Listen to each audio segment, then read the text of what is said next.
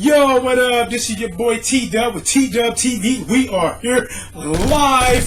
The Flash Season 2, Episode 19, post-review. This show definitely coming off a mega episode of Episode 18, where the Flash agrees to give his power away to Zoom to save Wally's life. Definitely a huge episode.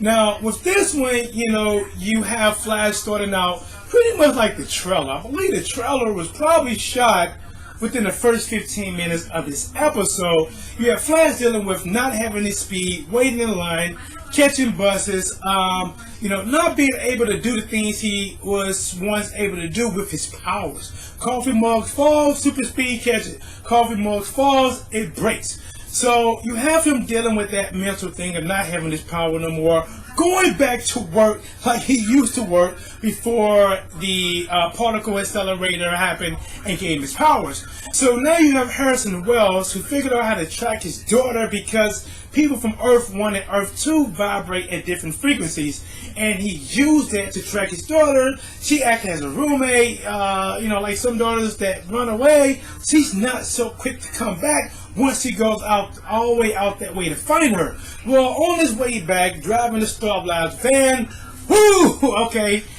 he gets caught. I guess the biggest thing is, when watching the trailer, is why did he target this Harrison Wells? Well, come to find out, the reason he targeted Harrison Wells because it wasn't a metahuman from Earth 2, it was actually a metahuman from Earth 1, but just thought his Harrison Wells was the same Harrison Wells / Reverse Flash, who gave his powers because of the particle accelerator exploded, and there's the episode.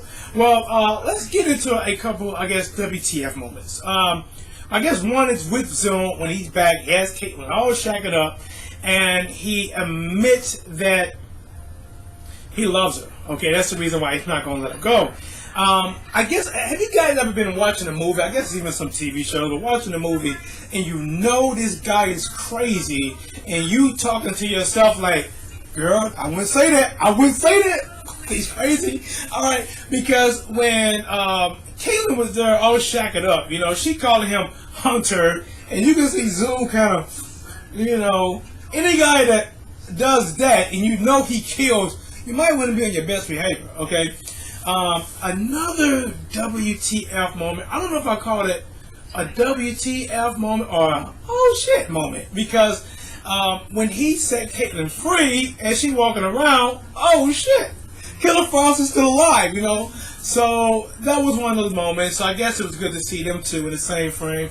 I think they did a pretty good job. I couldn't tell a lot. Maybe I wasn't looking as hard to try to see how good the graphic was. I don't know. I think they did a very good job.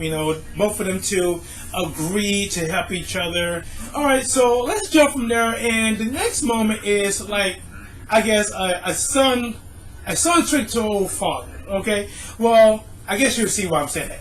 Well, Wally wants to meet the Flash. He wants to thank the Flash because the Flash gave up a lot for him. And he walks in, right, and he sees Joe sitting there. And he walks in, and he says something like, "Hey, Joe." And he talks to Joe and tries to get Joe to get him to meet the Flash. And then after telling his story, why, giving everybody that, Joe is going to say yes. Joe said, all right, let me see what I can arrange. As Joe's leaving, Wally hit him with a, hey, thanks, Dad. Okay, whoa. Where was this dad stuff at 5 minutes ago before you walked in? I was just an old Joe. And now that I've done something that you want, now I'm on Dad. So, I try to catch on to little stuff like that. I guess just another good moment was to find out, how Jess really fits in. Yes, she's Harrison's daughter, but how she going to fit in with the whole thing they got there. But once Caitlin was taken and Cisco couldn't figure out something on himself, that's when Jess said, hey, I'm a biochemical major. That's one of my 5, things I majored in college.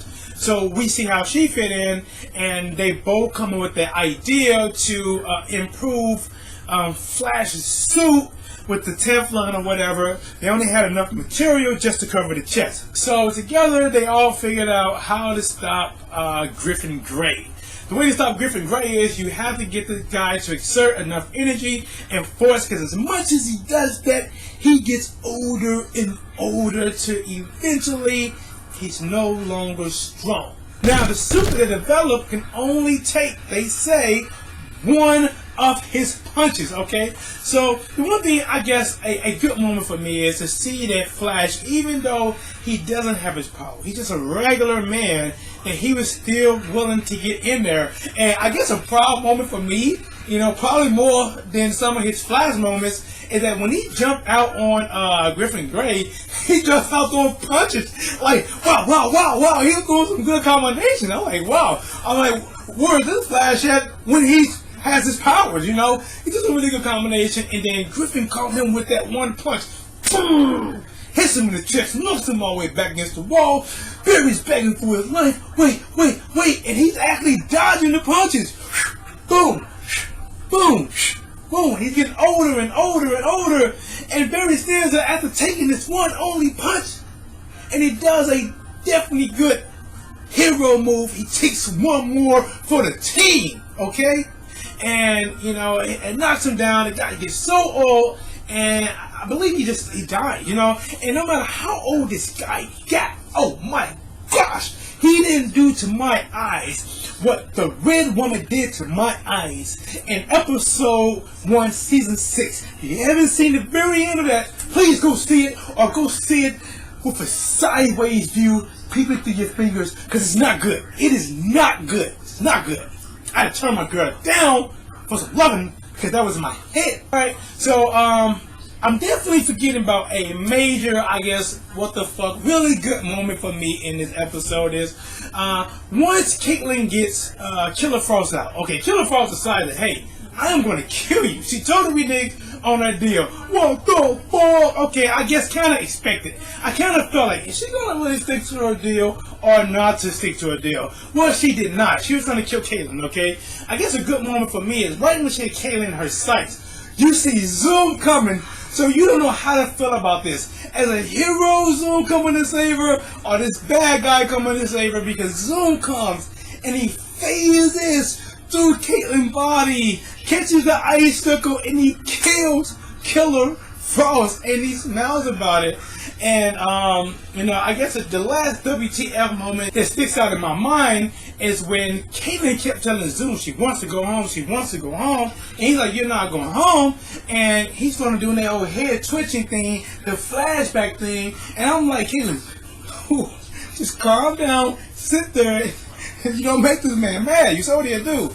And he decided that he want to conquer the world. He pretty much drained Earth to everybody that Baggy needs, and he want to take her back to Earth 1 now. And the one thing I guess I wanted to see in this episode, if it was going to happen, is Flash get his speed back. It did not happen. They do talk about how it's going to happen. Basically, they're going to recreate the whole particle accelerator, and they're going to give him his speed back.